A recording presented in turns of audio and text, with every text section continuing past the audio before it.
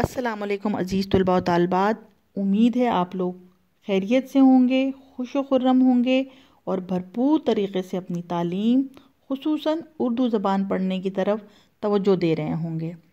آج ہم جس شعر کی تشریح پڑھیں گے وہ مرد مسلمان کا تیسرا شعر ہے۔ علامہ اقبال اس کے شاعر ہیں اور شعر ہے: ہمسائے جبریل امی بندے خاکی، نہ اس کا نشیمن نہ بخارا نہ بدخشاں۔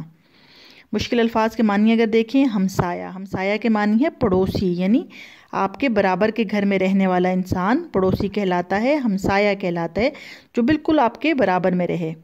جبریل امی یعنی اس کا مطلب ہے فرشتہ جبریل، جو امانت دار فرشتہ تھا، جو امانت لے کر اللہ کی طرف سے آتا تھا اور نبی پاک تک پہنچاتا تھا۔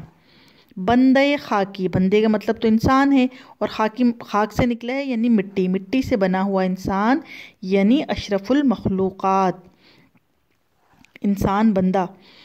نشیمن، نشیمن کا مطلب ہے گھر یا ٹھکانہ، جہاں کوئی انسان رہتا ہے، جہاں کوئی پرندہ رہتا ہے، جہاں انسان اطمینان سے اپنی زندگی کے دن بسر کرتا ہے، نشیمن میں۔ بخارا اور بدخشاں شہر کے نام ہیں۔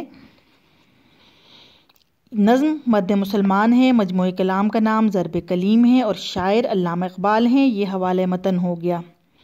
اب علامہ اقبال اس میں کیا کہتے ہیں کہ اگر مسلمان میں 4 بنیادی عناصر شامل ہوں، پچھلے شعر میں وہ کہہ رہے تھے 4 عناصر ہوں تو مسلمان بنتا ہے، تو وہ ایمانداری اور حسن عمل کے اس مقام یا درجے تک پہنچ جاتا ہے کہ خاک سے بنا ہوا انسان حضرت جبرائیل یعنی امانت دار فرشتے کا ہمسایہ یعنی پڑوسی بن جاتا ہے، اور پھر وہ کسی ایک ملک کو نہیں بلکہ پوری دنیا کو اپنا گھر سمجھتا ہے۔ یعنی اس میں کس طرح بیان کریں، نہ اس کا نشیمن نہ بخارا نہ بدخشاں، یعنی صرف بخارا یا بدخشاں اس کا گھر یا وطن نہیں رہتا بلکہ پوری دنیا اس کی گھر بن جاتا ہے، اور پوری دنیا کے مسلمان یا مومنین اس کے بھائی بن جاتے ہیں۔ کہتے ہیں نا کہ ہر مسلمان آپس میں بھائی بھائی ہے، اسی طرح بنتے ہیں۔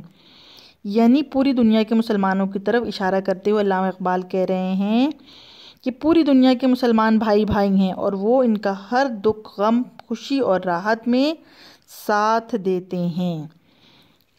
اور مسلمان جب 4 عناصر پہ پورا اترتا ہے تو وہ جبریل امی کی مقابلے پر آ جاتا ہے، اس کا ہمسایہ بن جاتا ہے۔ انشاءاللہ اگلی ویڈیو میں ہم چوتھے شعر کی تشریح پڑھیں گے۔ اللہ حافظ۔